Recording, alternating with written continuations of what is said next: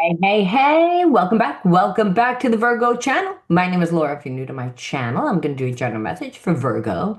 Know that energy is fluid, roles could be reversed. Just interpret the message as it best resonates with you. Also, know on this channel and all my channels, I like to dive deep within the reading. So we do look at everything, but we take a lot more time to look at the spiritual blocks, the shadows, to see how they play it as karmic themes to help you understand why everything's playing out the way that it is, and really to see how you are contributing to what's going on. Because if you can change, well, then you change the entire dynamic of the connection.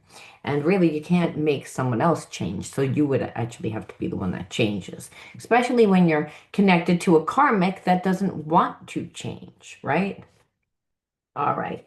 Anything of any importance or relevance to the channel, you find in the description box. I think I'm going to do another coaching today because I thought I had a meeting today for like a little bit of a side hustle. But it's actually tomorrow, and it's tomorrow at 5:30. So I think I'm going to do a coaching today at 4:30.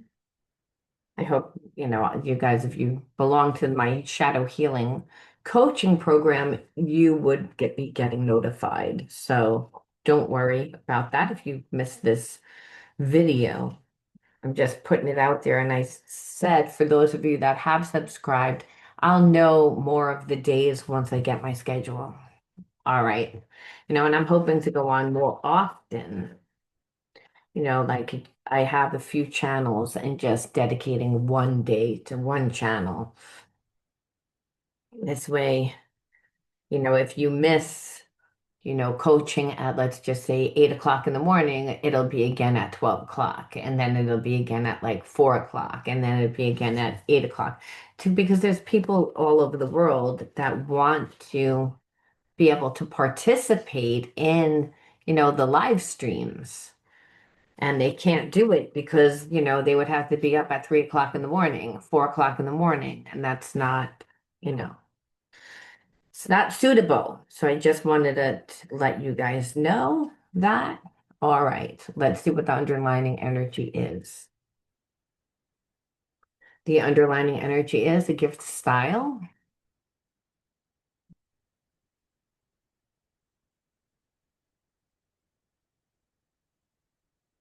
What is influencing your situation on betrayal? Well, I feel like you were in connection with someone that just didn't treat you well, that, wasn't emotionally fulfilling you, because we see betrayal.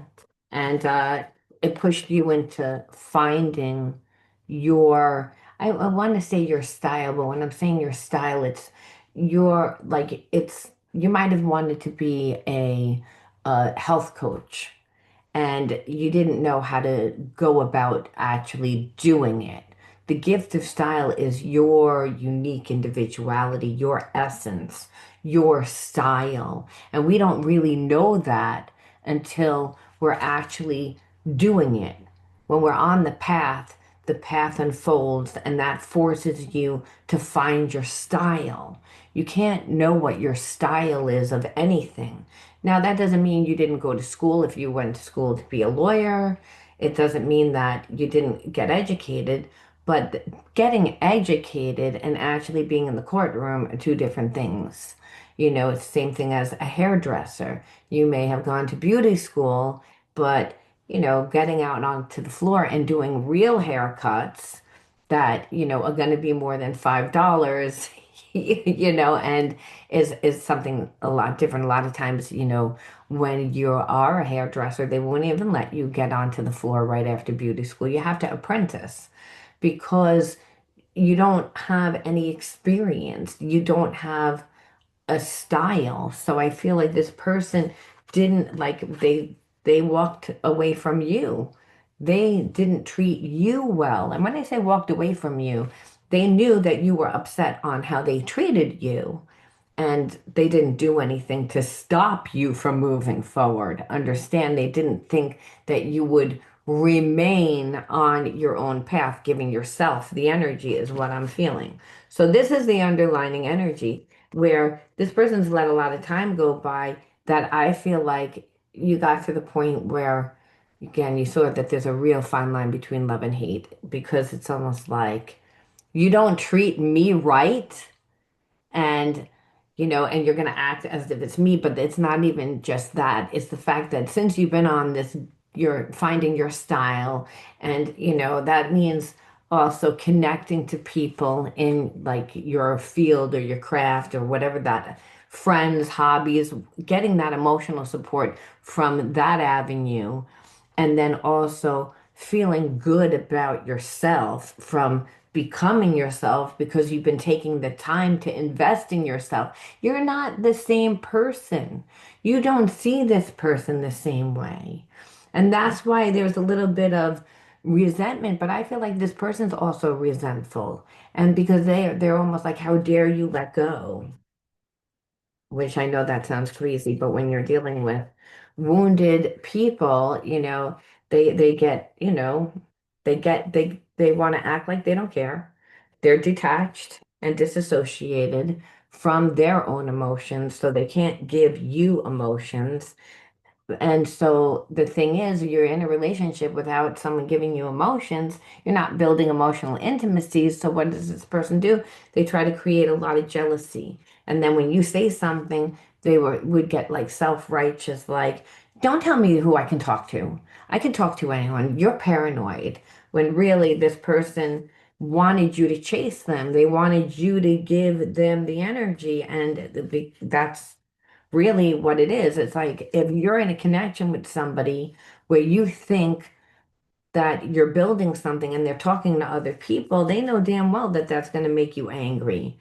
But, even when they knew it was wrong, they'd be too prideful to actually apologize because they were self-righteous.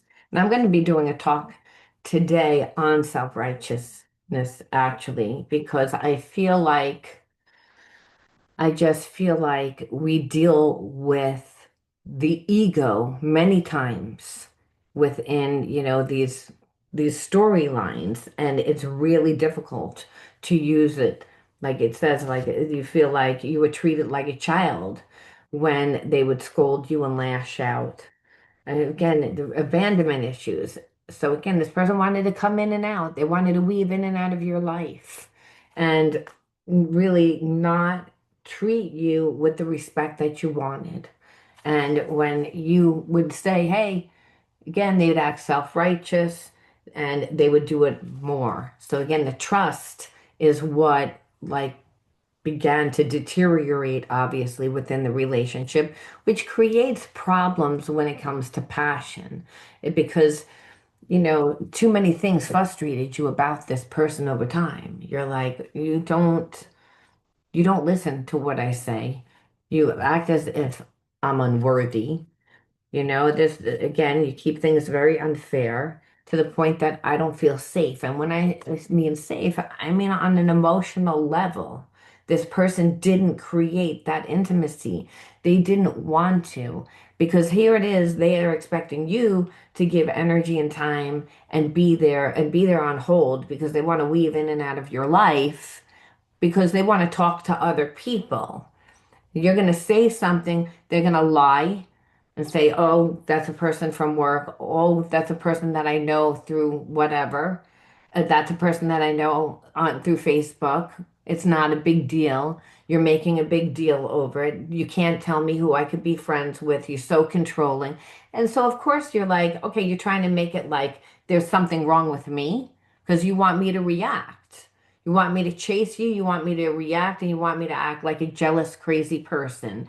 And that's the thing. You detached. You were like, this is betrayal. Like, because this person couldn't get a reaction from you. They kept doing it. They kept doing it. And that's why you let go. Now this person's going to act like they're the victim. Like, I didn't do anything, but that's what they do.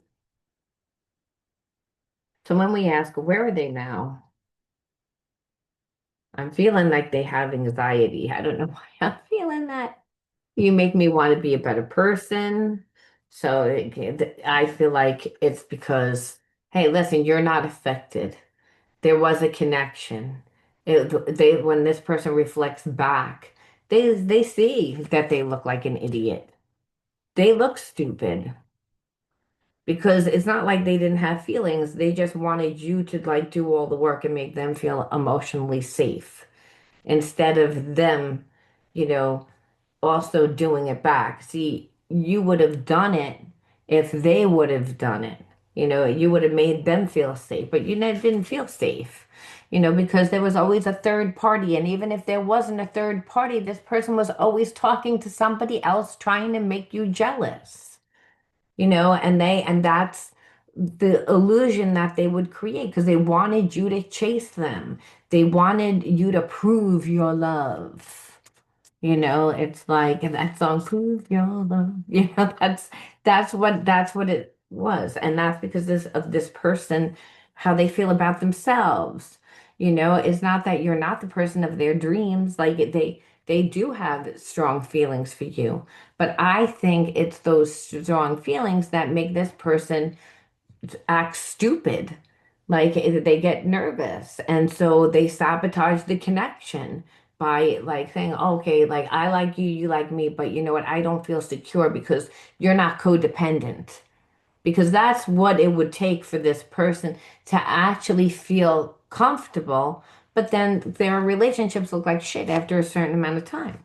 And so where they don't really know what they want. See, you're the person of their dreams, but they don't know whether they want all that commitment and monogamous. So it's again, they're very fragmented. Sometimes they will want it, sometimes they won't. Hey, they feel this connection, they kind of want it, but they don't want you to have somebody else, move on to somebody else, but they can have. So again, it's unfair, and of course you don't feel safe in the relationship, where this person that wanted you to be patient with them, knowing again that you deserve better. They know it. They know it. So, and they know that they ruined everything because it's all about secrets and deceptions with this person. Do they stalk you? Yes, they do. Because this person will never be satisfied and whole and really ever be able to give anybody 100% because they're fragmented. So they're talking to somebody now, they're watching you from afar, and they're probably talking to a lot of other people as well. They don't feel secure and enough. See, men cheat because of the ego, women tend to cheat because of emotional fulfillment. So, it doesn't mean that a man can't cheat to get emotional fulfillment, but usually the reason why is because of ego. When you see a serial, cheater, and that's what this person is. They're a serial cheater. And so, they're always going to create the illusion to be somebody that they're not because they know that that's not a good way to be. But that's why they want someone to chase them, give them emotionally, because of not just that fragmentation, but if you're the one giving all the time, all the energy, all the effort, then what it is you form a real attachment. And if they're going to weave in and out of your life, they're conditioning you to settle for less than what you deserve.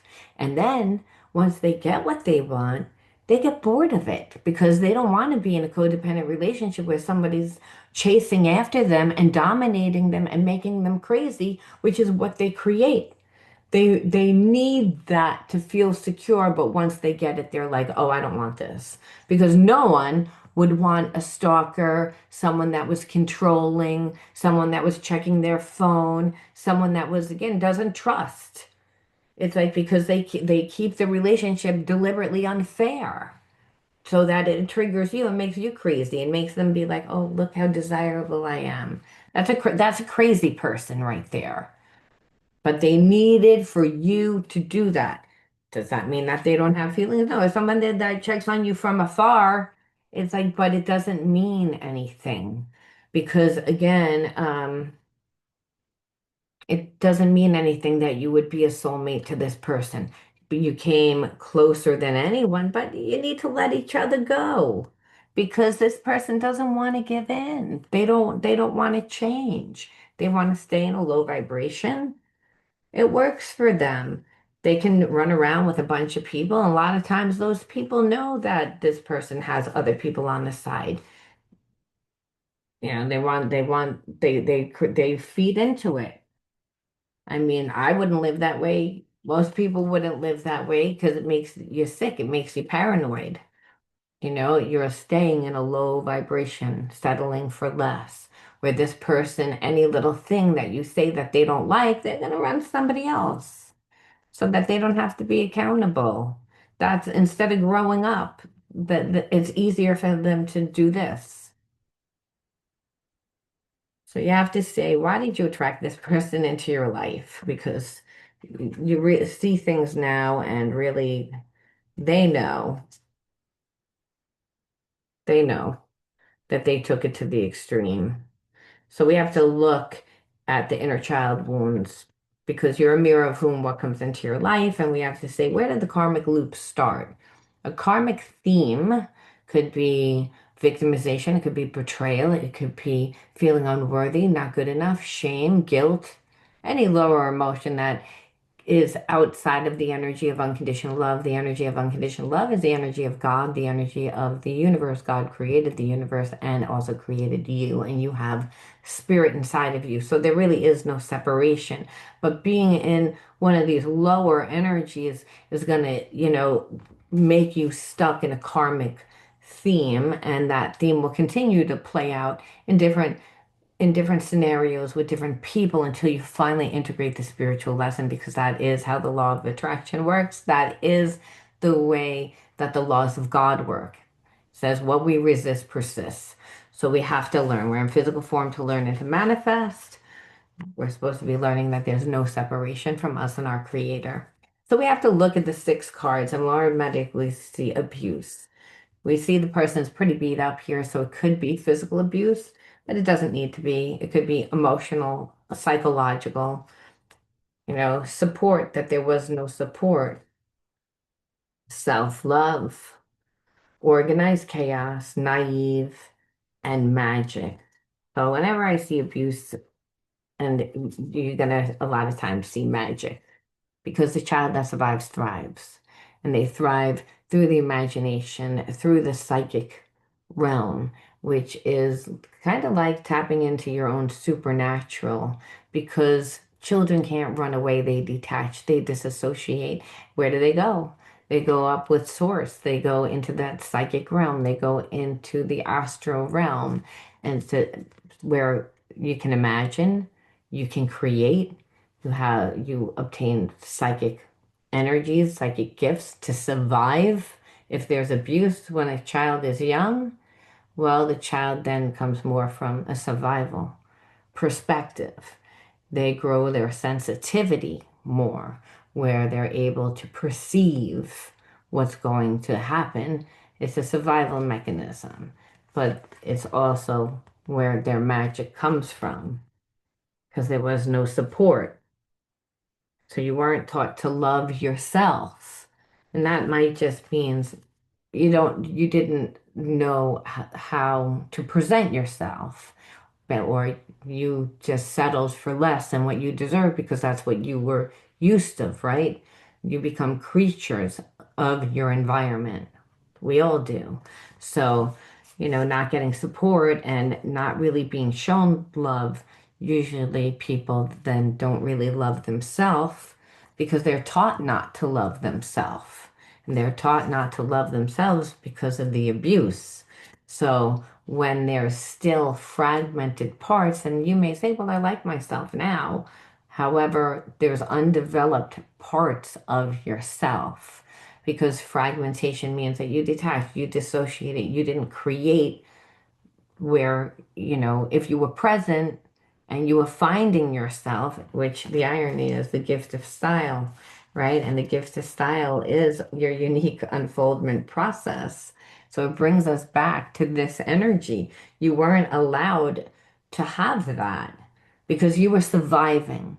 So you felt like I'm inadequate. There's something wrong with me because I'm not talented at anything. I don't really, where really Spirit said, you didn't put the time. You didn't put the time in. So again, you might have thought, well, psychically, I can do this. But to know it in your brain and to really actually ground and cultivate your, style is two totally different things. Like I said, we can go to school to get educated, and that's important. But how do you channel that information out? What makes you different from somebody else? Everybody else has their style, and it's due to what works for them. So we might have 100 different holistic health coaches, but everybody's not going to do it the same way. They're going to have a different approach. And none of those approaches are bad. Some of them just happen to work better for certain conditions. It's just the way that it goes. It's the same thing with anything that we do. You could be an accountant and be good at an accountant, but every time you go in, you're like, I never get any money back at the end of the year, and then you can go to somebody else that they figure out ways to get your money back, and it's their style, and hopefully it's not a shady style. But my point is that people do things through their style. My dad was always a very conservative tax attorney. I remember when he used to do my taxes, I wouldn't get a dime back, never. And it'd be like, how is that possible? You know, like where I knew other people that had the same job and they would get money back. And because we were hairdressers, and I'm like, how is it possible? And it's like, it was just the way that my father used to do it, which was a better safe than sorry type of way. So where like here it was, I was working at a salon that it was dress code. You had to actually buy colored clothes for certain days because they said instead of getting a uniform, they were like, well, at least if everyone's in the same color, it will look more uniform. So, of course, people were trying to like, you're making me buy orange and green and all these colors that I wouldn't normally wear or really wouldn't even buy that outfit or that shirt. So people wanted to get money back. They said, well, I have to buy these clothes for work, so it should be a tax deductible. And my dad was like, no. But people did it and it worked. So that's just like an example, of everybody's style, everyone's perception. Everyone's perception is based on what they've lived, the experiences that they had. So it's what shapes, a person. And so everyone's style is different. You didn't have a style because you were in that survival mode. And, even though you had magic, you didn't know how to bring it forth, right? Everyone has magic inside of them, and everyone has the power to cultivate that magic and bring forth. You weren't able to, so it made you feel inadequate. And guess what? That's what this person made you feel because they feel inadequate because here it is, they're like, you're going to chase me, I need you to give me all your time and emotion and chase me and prove it to me because I feel inadequate, pretty much is what the spirit says, because no one would need that, nobody. So spirit says, let's look at three things to focus on, three things to empower you, and then we'll see the end, which is healing energy. What a message from God.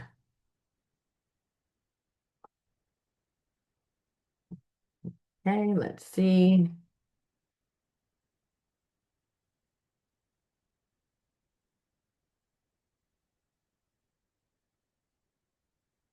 So we're gonna look, we've got to see. Here we go. Again, you're healing because guess what? You're again polishing up your craft. You again focusing on something that you're trying to birth, something that you're trying to create again, and that's very healing for you. And again, you see, we see it building, so it's growing, And that, so it's building momentum, which is why you're able to leave this person behind, which is what you needed to do, which we see this goes with this, the gift of style. You're finding it, creating it, and spirit says continue on, because that's how you have a real relationship with the higher self. The higher self is a God part of self. That is also how you're going to connect to other people, and that's how you're going to fill your own cup up all the way. That's how you give and receive of love through your free will, and you become the magnet for love. And now spirit leaves us with three more, which is your soul's main objective in this universal experience is to return to your ultimate sovereignty and infinite essence, which is the energy of God, which is the energy of unconditional love. That's what I always say. The universe brings us people and situations that are going to help us heal, to help us, again, go back to the energy of God. And that's when we can be the most open to receiving, when we can have that open heart. And so that's your gift. Your spiritual sovereignty is really your supernatural power, which you can't obtain it until you obtain a Christ consciousness, and that's just a consciousness of unconditional love. It's to be able to, show compassion, be vulnerable, be all the energies that are deriving from unconditional love. It says, when you fully access your inner being, you will possess all the power of an infinite creator. And that's what I'm saying, like that you're in the gift of style now. And so when you're in the gift of style and you're building, Spirit says you're accessing the Holy Spirit, because the Holy Spirit is within you. It's working within you. It's also working through your environment to bring you everything that you need to help support. Sometimes we don't like what it brings us. We're like, what are you bringing me this for? And Spirit says, well, I might want to change you. I might want to polish you. I might want to restore you a little bit better. We don't know why. We're not in charge of the path. We're just in charge of the dream, and putting the energy out there the best way that we know how. The universe will conspire to bring us everything that we need to heal us, to grow us. And because the universe is just an extension of it's really it's not an extension of God's energy, because God created the world with its voice. So but it's a separate entity. However, it has the same energy as God. So do we when we are in the energy of unconditional love.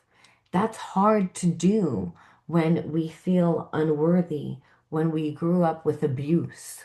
When psychological, emotional, spiritual, the mind doesn't know the difference. It just knows that wasn't safe. And really, we are safe. We don't need to worry about outside people. We have to be concerned about ourselves, and that's hard to do.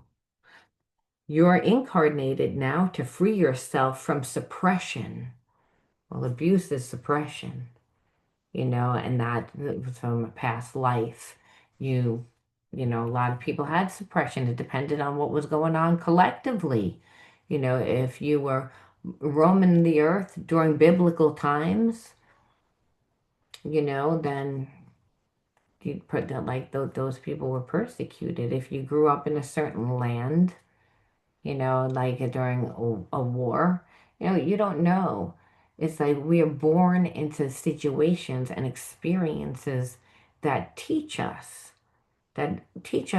how to cultivate the character. It's like, again, and it's not ever an easy experience. And when people say, oh, well, there was no past life in the Bible, we would never learn that we're not separate from God from one lifetime. And there's too much evidence about, you know, people that have memories from a past life, and there's proof, when it lines up. But it's, again, dogmatic practice likes to cut out certain things from, which I don't really understand, because it is only keeps the mystery of really how we're supposed to like navigate our lives without a roadmap. You know, if you're taking pieces out of like a manual that tells you how to put together a toaster or puts together a bed, yeah, you're not going to be able to do it because the directions aren't there, or it's going to take you like 12 times as long to like put it together because there's no direction. And that's the thing, there hasn't been any direction because the government, dogmatic practice, and all other scriptures and structures recreate whatever it is through man-made, through a man's perception, which is not the right perception, you know, and that it's always going to be a limited perception.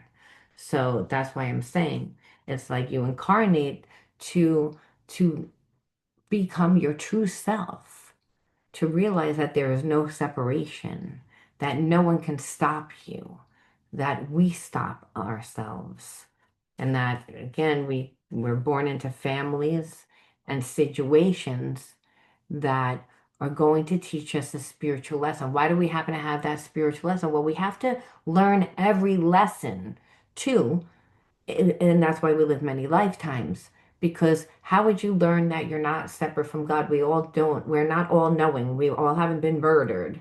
We all haven't been living in poverty in this lifetime. We all haven't been a rich millionaire. All haven't, you know, been famous. We all haven't, you know, the whole thing is God's all knowing. God knows everything. So when you live a certain perception, obviously you're going to, you know, have a different view. And so that's what's so dangerous now when we're talking about our spiritual sovereignty. We're talking about, you know, like we're talking about utilizing that so that no one can take, you know, our power from us. You know, if you're continuously living in an environment that is telling you that you're not safe, you're going to form habits and behaviorisms that make you feel not safe. And so when we see the divide in upper class to like lower class and that there's no middle class, that's a sign of fragmentation, right? A fragmentation within the outer world. Well, we see it inside of ourselves. So certain people that are shown different things and have different opportunities, or they don't get the same opportunities, which we saw with COVID, right? With the stock market, that certain people had big opportunities and other people didn't have any opportunities at all. And everyone just was supposed to eat it, where it's again that separation, that perception. I can do what I want, but you can't. Where in this country where I live, we have freedom of speech, we have freedom to be able to live. And now, I mean, to live the way that we choose to live by tapping into that spiritual sovereignty. Now, an open mind and the willingness to entertain new ideas repels stagnant and lack of growth. So, being able to be open to what spirit brings you is what a lot of times we get stuck in the way that we want to do things. So that's why I was saying earlier that the universe brings you everything that you need to help you heal. Sometimes we just don't like what it brings us because we're like, I don't really want to change that. Where spirit's saying your perception may be off, you know, but we wouldn't know what's off if we've lived in certain experiences that have told us otherwise. But what will be presented in a better light to, you know, the universe collectively, like if you were like sharing your gift of style, well, that might again need to be tweaked or tailored. And when you go out into the world, that's what happens. It's like you get to you get to transmute those energies. So now that we see, again, we already see how you are transmuting it, but we'll get These are usually my transmutation cards. We look where Spirit says, again, acknowledge what you have already gone through and know that you're strong. You're on your soul's calling. So it's all about listening to your higher self. This is a co-creation process. So when the student is ready, the teacher appears. That Spirit saying, you're allowed to say what you want, but you're not allowed to say how we get there. And you're going to meet people that are going to change you, restore you, whatever. This is what the gift style is. This is why you're untouchable to this person, by the way. You would be divinely protected during this time. Spirit says it's all about releasing control. Remember, you have to go with the flow, surrender to the process. And that's just what Spirit keeps saying. Surrender to the process. You're in the gift style. You're not going to really know why certain things come to you. And maybe, again, you're dealing with difficult people or you're dealing with uncomfortable energy, right? Where you're like, I don't know why Spirit brought me to this club, let's just say. And it's like where there's something that you have to learn. You have to see something where a lot of times we may not like what we see, but it's for our own healing. Where sometimes, it brings us to something that we think that we're not going to like, and we actually fall in love with it. We don't know. And that's part of the journey. So releasing control, surrender to the process. And because it's about letting go of who you were to realize who you were. And that happens when you get the story of who you think you are when you're born into families and societies that teach you again, hey, you're inadequate. And maybe again you felt that way because you didn't have the any style. You felt like you weren't good at anything. But here it is. It's like you put time and energy and discipline yourself because this person wasn't giving you anything. And guess what? You ascended life. Like if you would have said, no, I'm going to try and make it work with this person, which is what this person wanted. Remember, chase me, chase me, chase me. But, thank God that you didn't do it because you release control. Like, I don't need to be with you. I don't need to do that. It was to help you transform, to turn that pain into power. And you can do that again when you ascend life, when you again surrender to the process, because what happens is you begin to see how God supports you, how you get all that unconditional love from your creator, because it's bringing you back to your original energy of unconditional love. It's restoring you, it's changing you, it's molding you in that quiet time. So I believe that this was a karmic test, and one that you passed with flying colors. And that's why this person is like, I'm not really going to do anything because they really can't do anything. And we end off with one more, which is serenity. Through love, release, and inner work, you know peace. You will have a gentle view of life and welcome every step with confidence. You remain brave in the face of fear and have the wisdom to let the universe do its work. And that's again, surrender to the process. That the universe is going to bring you everything that you need to help you heal because again, God created the universe. So the universe, again, is always working in conjunction with God. It's just the way that it goes. That's why you can't run from karma, and the law of attraction really works. I'm going to leave that there. Always be true to you. You let me know how you resonated. Don't forget to like the video. You have to like it and comment. And and know that I'm probably going to do shadow healing coaching today at around like 4:30. All right? 4:30, 5 o'clock. Be there, be square. Love you guys. Talk to you later. Bye bye. If you haven't signed up, sign up. There's still time. $7.99 a month. You can't beat it. All right. Bye.